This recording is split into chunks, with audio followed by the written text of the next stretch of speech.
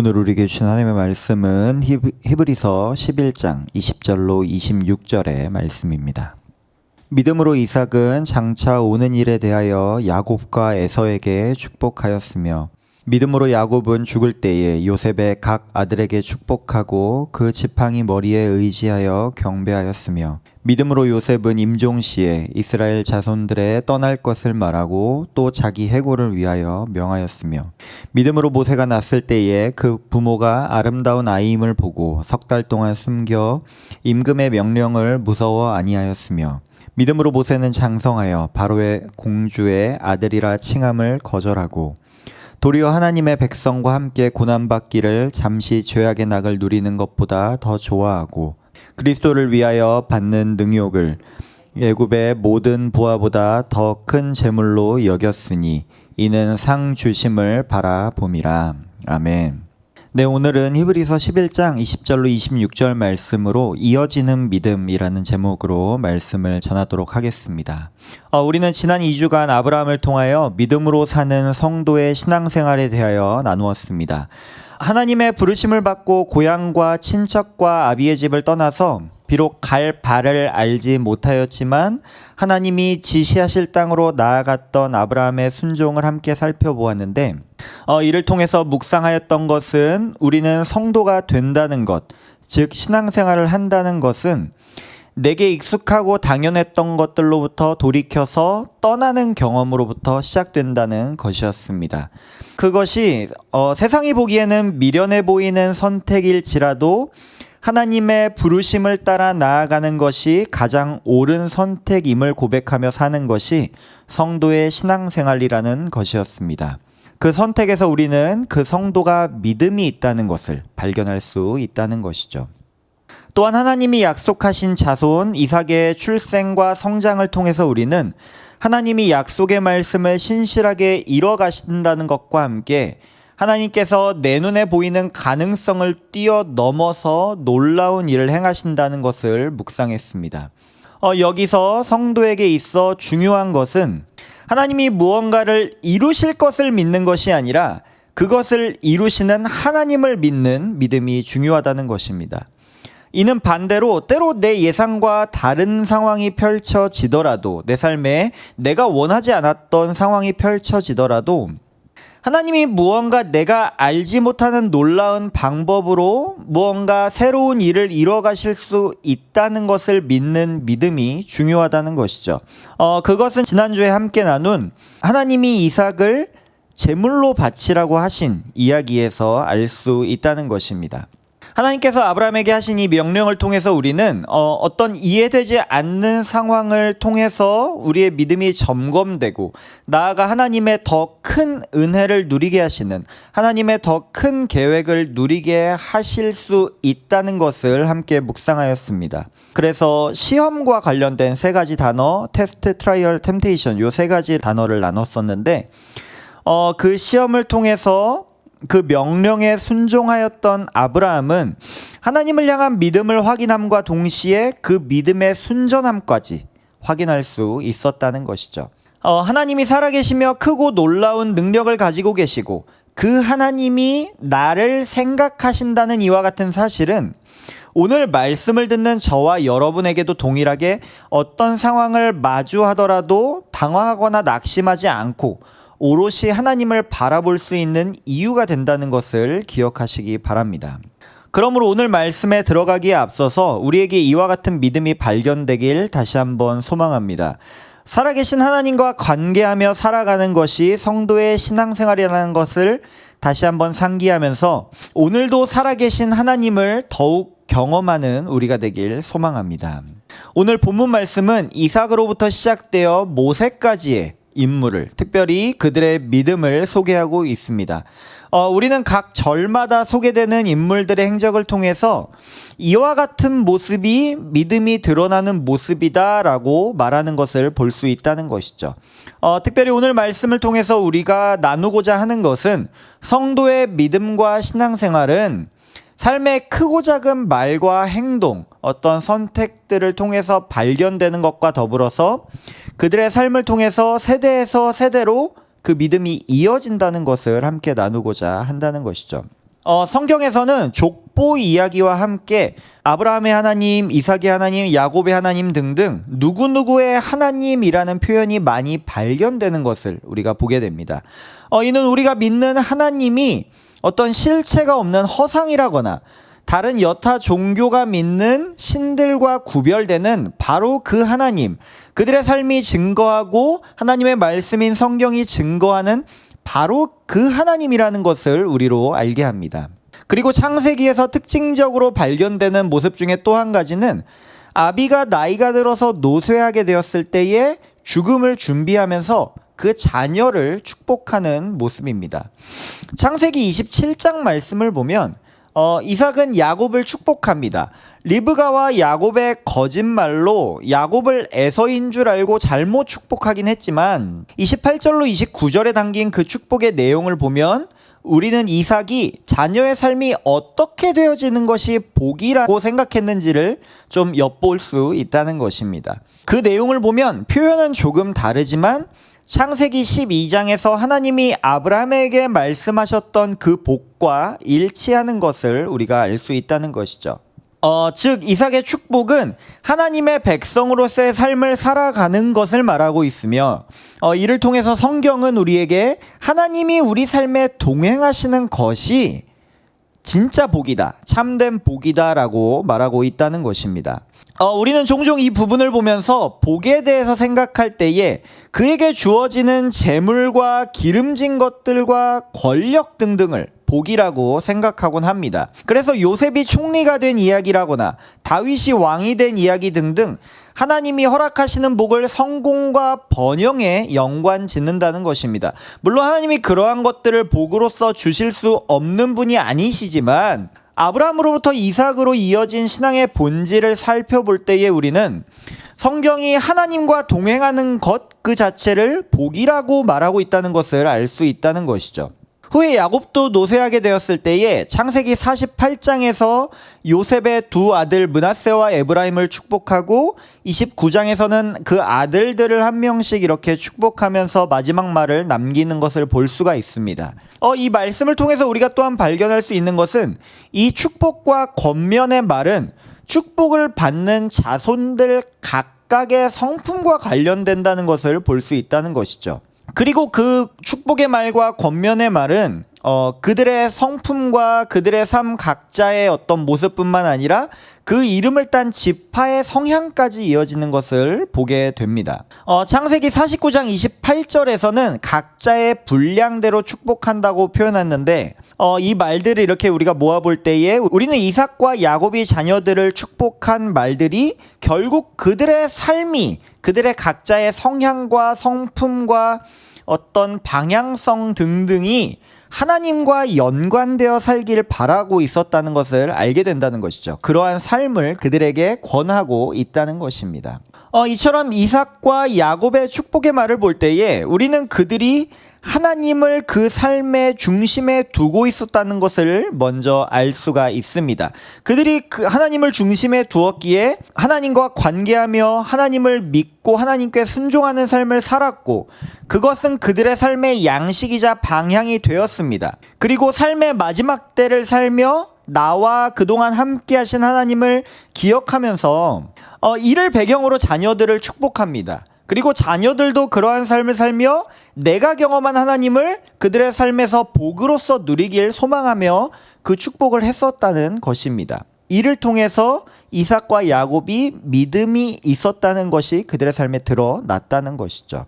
이와 같은 삶을 볼 때에 성도의 신앙생활은 내가 살아계신 하나님을 믿고 하나님을 따라 살아가는 삶을 살면서 내 삶을 바라볼 때에 하나님을 믿으며 사는 삶이 어떤 숙제라거나 누군가의 강요에 의해서 억지로 그렇게 사는 것이 아니라 그것이 진짜 복인 줄 알며 사는 삶이라는 것이죠.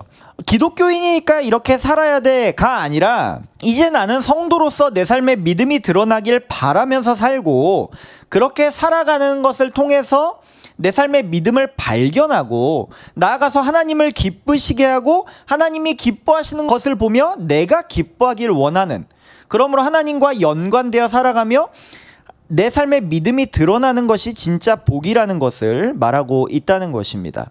신앙생활로서 하나님과 함께하는 삶이, 신앙생활로서 내가 믿음이 있는 성도로서 하나님과 함께하는 삶이 세상이 줄 수 없는 참된 복이라는 것을 알고 인정하는 것이 신앙생활이라는 것이죠. 세상이 아무리 좋아 보이고 대단해 보이는 것들로 나를 유혹하더라도, 그리고 나를 이렇게 끌고 가려고 하더라도 그것은 우리에게 참된 복이 될 수 없음을 분명히 고백하면서 하나님의 백성으로서의 삶을, 나아가서 하나님의 자녀로서의 삶을 선택하며 살아가는 것이 성도의 신앙생활이라는 것입니다. 성경은 그것을 지혜라고 말합니다. 진짜 좋은 것을 알고 진짜 좋은 것을 선택할 수 있는 지혜라는 것이죠. 그러므로 성도가 믿음을 가지고 신앙생활로서 살아갈 때에 이러한 믿음을 가진 것만큼 중요한 것이 있다면 그 믿음을 가진 대로 살아가는 것이라는 것입니다. 복이 복인 줄 알고 그것을 복으로서 누리며 살아가는 것이죠. 믿는 가정이지만 그 자녀들의 신앙생활이 소원해지는 큰 원인 중에 하나가 있다면 교회에서의 부모와 가정에서의 부모의 모습이 다소 다르다는 것을 발견하게 될 때라고 합니다.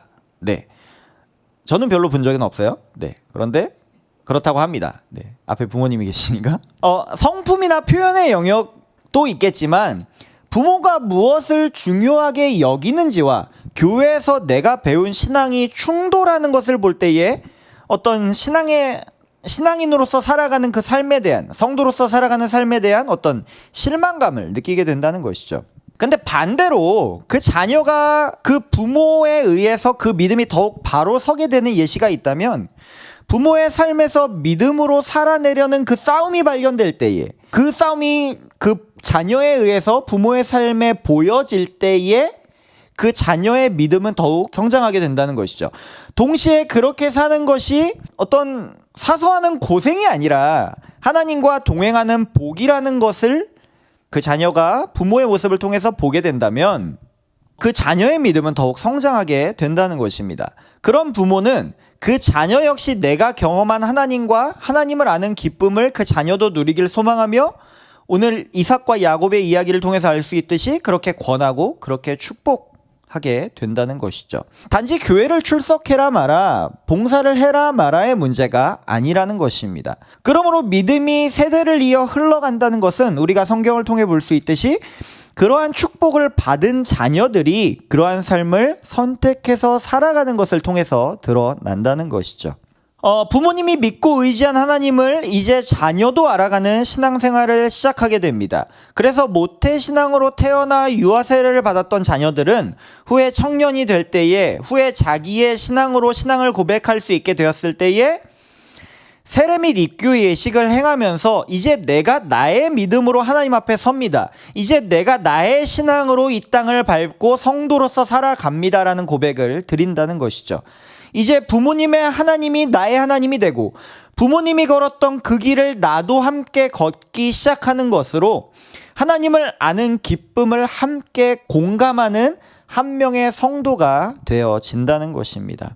오늘 본문 말씀은 뒤이어 모세에 대한 이야기를 우리에게 보여줍니다. 23절부터 이어지는 이 말씀은 모세의 부모에게 믿음이 있었고 그들은 바로 왕의 명령을 무서워하지 않았다고 증언합니다.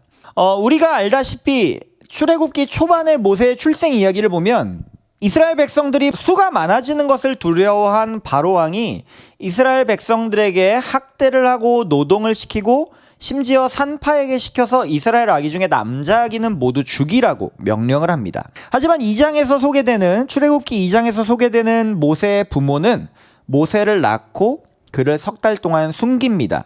오늘 본문 말씀을 배경으로 살펴본다면 그 마음에 하나님에 대한 믿음이 있었다는 것을 증언하고 있다는 것이죠. 결국 모세를 더 숨길 수 없게 되었을 때에 갈대 상자에 모세를 넣고 나일강 갈대 사이에 둡니다. 그리고 이를 바로의 딸이 발견하여서 바로의 궁에서 키우게 된다는 것이죠. 갈대 사이에 모세를 둘 때에 그 부모의 마음이 어떤 마음이었을지를 우리가 생각해 본다면, 우리가 지금까지 계속 살펴보고 있는 이 맥락으로 생각해 볼 때 무언가 내가 알지 못하는 놀라운 방법이 하나님께 있지 않을까 하는 마음으로 모세를 갈대 사이에 두지 않았을까, 이렇게 생각해 보게 된다는 것이죠. 마치 아브라함이 이삭을 제물로 드리려 할 때에 죽은 자도 살리실 줄로 생각하였던 아브라함의 그 믿음처럼 그러한 믿음을 모세의 부모도 갖고 있었을 것으로 보인다는 것입니다. 그리고 오늘 본문 24절로 26절 말씀은 후에 모세가 성장하여서 한 선택들을 통해서 모세 역시 그러한 믿음을 갖게 되었다는 것을 우리에게 보여준다는 것이죠. 24절에서는 공주의 아들로서의 삶을 거절하는 것으로 하나님의 백성으로서의 정체성을 선택합니다. 그리고 25절로 26절에서는 애굽의 기름지고 좋은 것들을 뒤로하는 것으로 상 주시는 분, 즉 하나님을 바라보는 믿음을 그 삶에 드러내었다는 것을 말하고 있습니다. 이처럼 모세를 통해서 우리가 알 수 있는 것은 부모의 믿음으로 말미암은 선택들이 모세로 이어진다는 것이죠. 눈에 보이는 부와 명예, 내 생명의 안위를 쫓는 것이 아니라 보이지 않아도 참된 복이 되시는 하나님을 바라보는 삶을 그들은 먼저 살았고, 모세도 그 삶을 배워서 그러한 삶을 살아냈다는 것입니다. 그러므로 우리는 지금 무엇을 복이라 여기며 구하고 믿으며 살아가고 있는지를 점검하는 시간이 되기를 원합니다. 스스로 성도라고 말하면서 겉으로는 하나님을 믿는다고 하지만 세상과 구별되지 않고 하나님의 뜻보다 나의 뜻이 앞서며 나아가 내가 어려워지는 순간에 쉽게 하나님을 거절하는 선택을 하는 모습이 나의 모습은 아닌지를 점검하는 은혜가 있길 소망합니다. 신앙생활로서 살아간다는 것은 이미 믿음을 고백한 성도들에게는 참 복된 길입니다. 하지만 그 여정이 마냥 편하다고 할 수는 없다는 것이죠.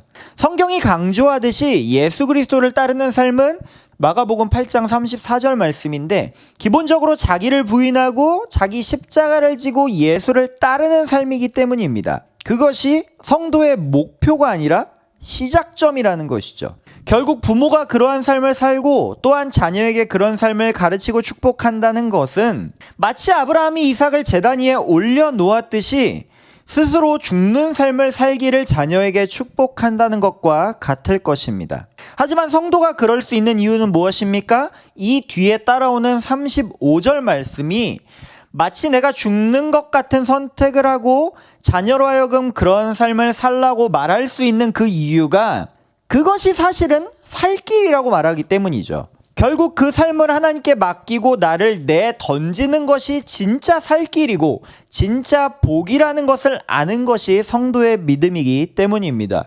그런 줄 알고 살아가는 것이 성도의 신앙생활이라는 것이죠.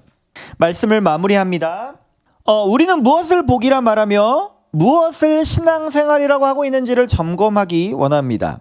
세상과 다른 곳을 바라보며 상 주시는 분은 오직 하나님이심을 믿고 고백하는 저와 여러분이 되길 소망합니다.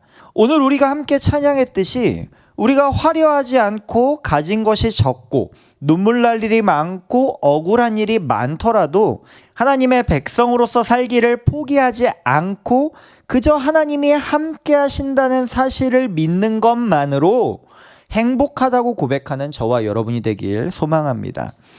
이와 같은 삶을 살아가며 내가 받은 이 복을 내 가정에, 내 직장에, 내 학교에, 주변 관계에 어떻게 흘려줄지를 고민하며 나아가서 복의 통로로서 하나님을 드러내는 우리 모두의 삶이 되기를 소망하고 축복합니다. 아멘.